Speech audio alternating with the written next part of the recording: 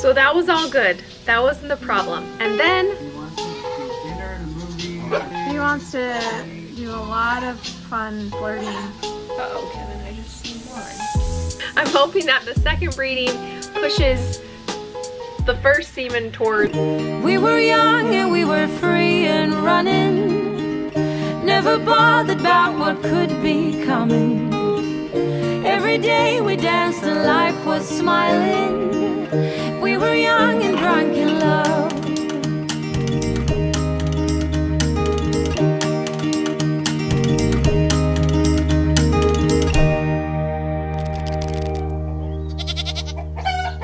Okay guys, we have two different does we're going to have to DNA when kids are born, and let me explain what happened. It all started with little Coco going into heat. Now this was fine, this was expected, and while I originally planned on breeding her to Pokey, I just didn't have time that morning, so I decided to breed her to Romeo instead, who I knew would get the job done fast. Well, before I could even pick up the camera, Romeo bred to Coco here. So we're gonna do this pairing. I needed him to breed her really quick, and he did a good job because he's a good breeder. Huh? Good job, buddy. This is gonna be a good pairing here. I'm excited about this one. I'm gonna leave her in, get another breeding here, and then we'll let her out. And it was perfect. She was in heat, he was happy to breed her, and now we can mark them as officially bred. So here are the color combinations for that pairing. So we really don't know what Romeo's second color chromosome is. It's anybody's guess what we're gonna really get out of that boy. So that was all good. That wasn't the problem. And then I saw that Radar was interested in Wednesday, not Coco, Wednesday. And I was like, okay, this is fine because Wednesday needs to come into heat and I need to breed her. So I decided to put her with Pokey. And what's weird is that while she liked Radar, she did not like Pokey. She was running from him. So we put him in a small area. We decided to put them in the barn. He wants to do dinner and a movie and Yeah. all day. He wants to do a lot of fun flirting. So there were no distractions and they could just focus on each other, and maybe Wednesday would warm up to him. And even though she bred him last year, she was not interested in him. She didn't want anything to do with him. She wouldn't stand for him. And I was really confused, like, is she in heat or is she not? Well, anyway, he ended up breeding her just one time.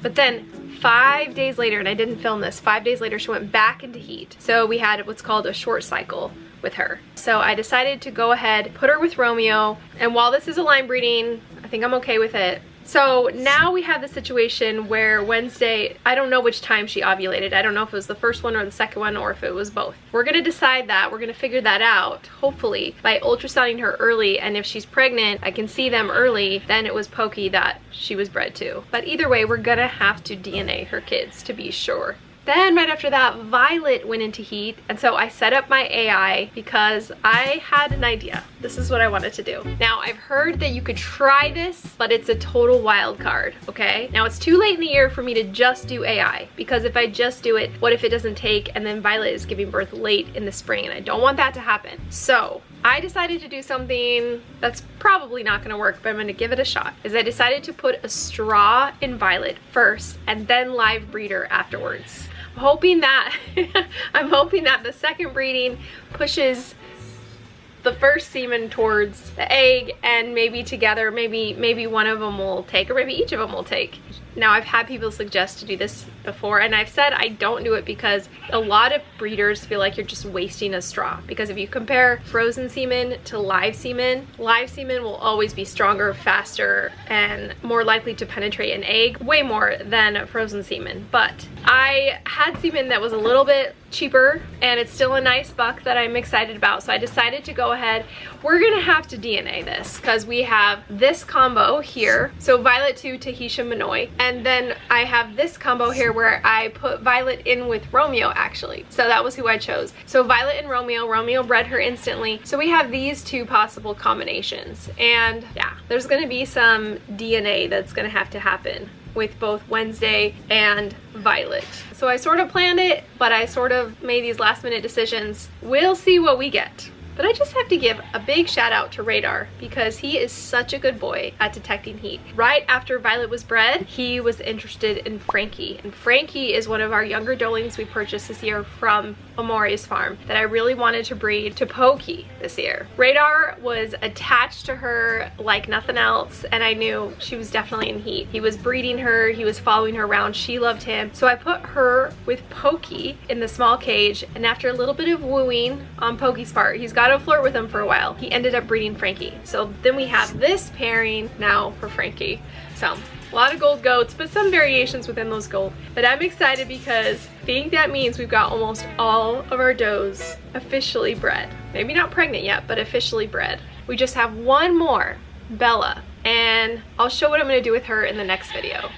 You guys have seen us use security cameras all over our property for lots of different reasons. When you have a lot of goats and a lot of animals, you gotta keep up on them. But another thing I like to do just to make me feel a little bit better is have a camera on our front porch and our back porch. And this is where Reolink's new camera shines. It's called the Elite Floodlight Wi-Fi camera. So it connects to your Wi-Fi, and it's gonna have this massive floodlight come on when anybody gets close. Just look at this burglar that came last night and we caught him on camera. No, actually that was Kevin.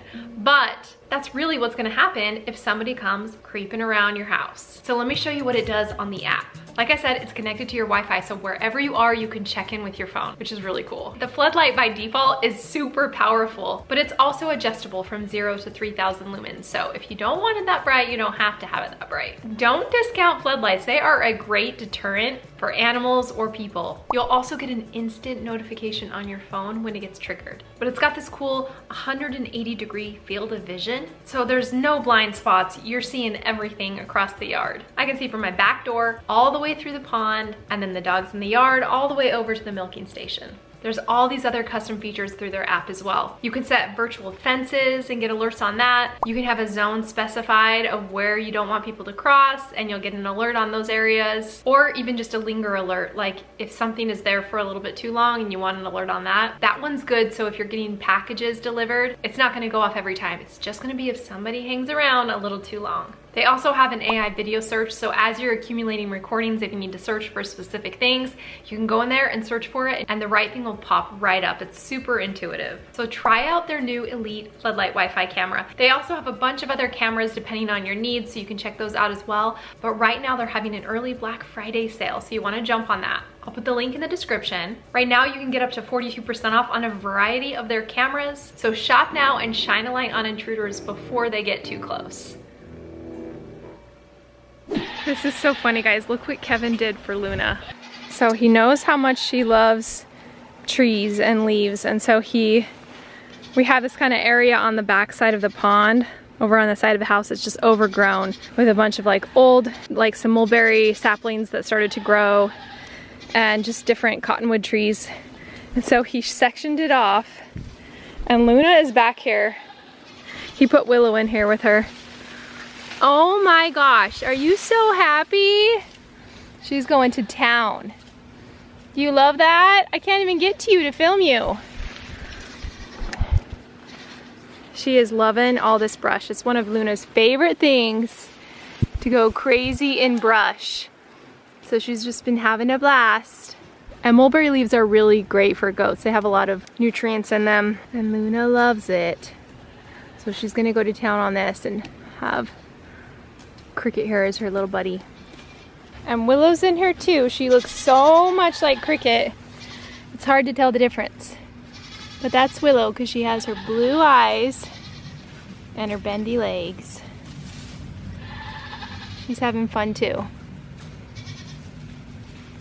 Okay guys, I've got a fun thing happening today. We have an exciting little doeling coming back to our farm who we sold 2 years ago. So let's see if you guys can recognize her. Wow. Oh man, they look so nice. Okay, do you guys recognize these goats? So this is Erin. She purchased a doeling from us. This is, they probably don't recognize her. Fancy. This is Fancy. Now originally I think we named her Birdie, like, and then we switched it to Fancy. Yeah. But so she's out of Reba, and I think it was the year that Reba had 2 different. yes, it was sires. 2 different. Yeah. So I'll have to look it up.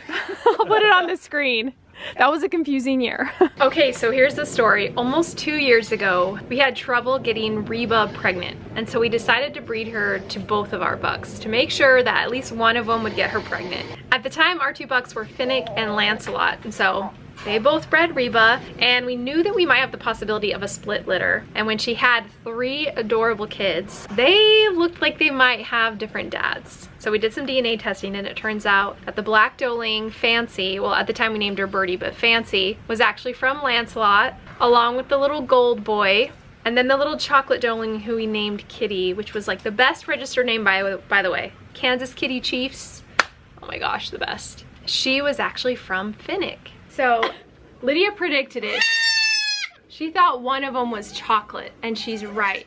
This one right here is just full chocolate, not a speck of white. So pretty. Hold her closer to your chest. So we had a split litter, it was really fun, and we decided I almost wanted to keep little Birdie, but we ended up selling her, and she became Fancy, and now she lives in Tucson, which is a couple hours away from us. So Fancy now is back, along with another herd mate of hers, and it's time to breed them.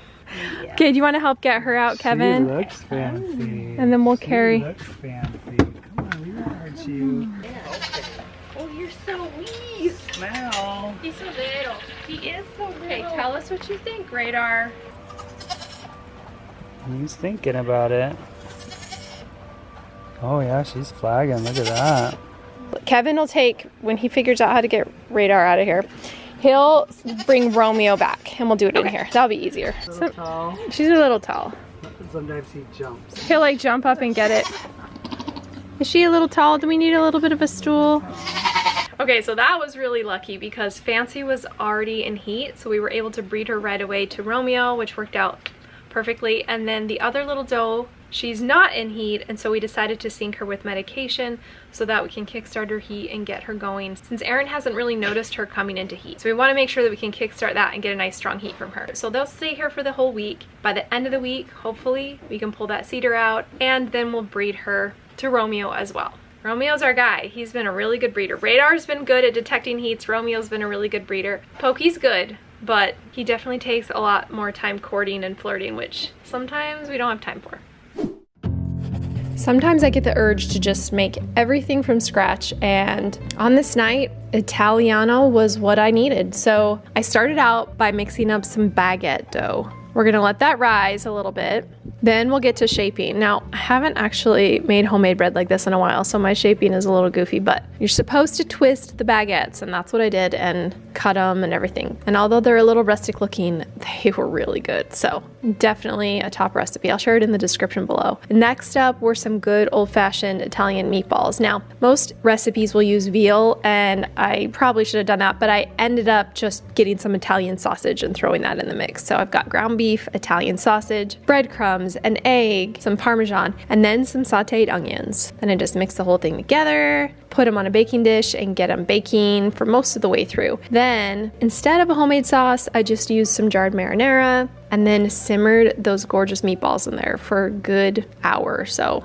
And I didn't even show the end result. It was so good. We had a little bit of pasta with the sauce and meatballs, a side salad, and then this gorgeous bread with some olive oil and balsamic vinegar and butter for Kevin, who doesn't like dipping sauces.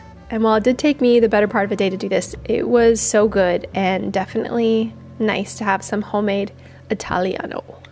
Come on, baby, go! Okay, guys, today I'm nervous for this one. Get up here. Put your little head in there. Head go in. There you go. Okay, today we're ultrasounding little Rose, and I just really would be nice if she's pregnant. So she was bred to Heartbreaker, which is a buck that we borrowed when we had the buck collection here. You guys remember that? So, from my friend Amberly, she has this really nice buck. Oh yeah, he was so good. Yeah, he was nice. He was a good boy. Okay. You gonna let me? Good. Kevin always puts this right here. I have top space, so she can. Okay. I knew I was gonna need your help with her. Please be pregnant.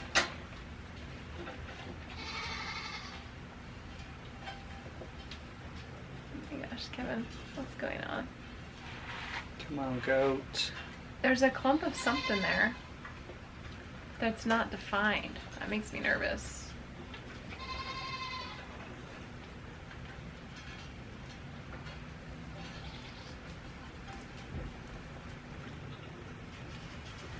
kind of all sideways. I don't know Yeah, if that she's makes a kind of got a difference. weird position. You can walk around and have her go pee Oh, okay. real quick, and then I can rule out if it's the bladder.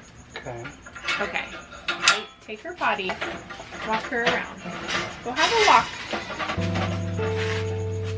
Yeah, just let her walk around. She'll eventually pee.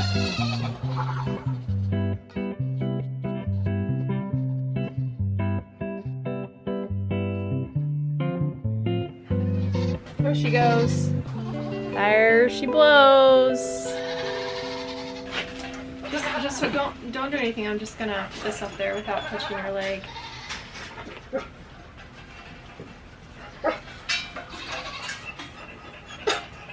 All right, I think we're pregnant. I think we are. Okay, there we go. Nice. It's just not as clear. She's a little chunky, so that could be it, but Yeah, she is. She does need to. I think I possibly see 2. But we need to check again. This is an interesting one for sure. Okay. Okay, good job. Looks like we have a cat that likes to look at the Yeah. scan Are too. you hungry? He Oh, likes he's a to good see the boy. goats. He's a good boy. We haven't seen you for a few days. Look at that scan. What do you You think, okay? cat? Okay, go get the kitty some food. Come on, kitty. Go let's eat some get food. Go eat some food.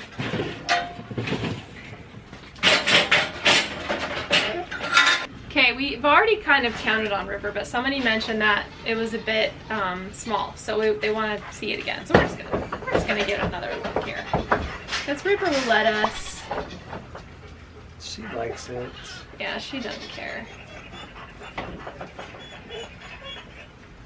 Uh-oh, Kevin, I just see one. River, don't have one. She had a few. Although when they're further along, it's harder to see. Right? It is. There's some other circles back there, but I don't know. They don't look as developed. And even though they can be positioned the other way. But it looks like we got a singleton again with her. No. Just has to be a doeling. That's all I care about. Alright, let's check Twyla real quick. I'm curious with her. Oh. Hold on to her. She sees it. She's gonna go for it. River hates cats, like hates them. She will go for them. Alright, quick check on Twyla. Twyla's the one that is our AI girl. We're excited about. Oh yeah, she still has a lot. Nice. She has like 1, 2. I wouldn't be surprised if she had 4. How far along is she? She's the same as River. I have to like look up the days, but yeah, River for sure has 1, and she for sure has 3, maybe 4, maybe 3, probably 3. That's exciting because she's AI, so we'll hopefully get a really nice doeling. Nice. Good job, girl. Thanks for joining us in today's video. Lots of fun breedings that I'm excited about. We're actually getting closer to being done with this. I think everybody is bred except for Willow. I'm going to explain in the next video what we're doing with her. And then it's like 6 weeks until Daphne is due. So we're getting closer than we think. And that'll be kind of fun. It's kind of fun to have kidding season happen a little bit earlier this year. It's exciting to have little babies hopping around. In the meantime, if you want to go back and see the whole story with Reba and the DNA situation, it's kind of fun to look back and see the kids that she had and then what the results were. You can watch that here.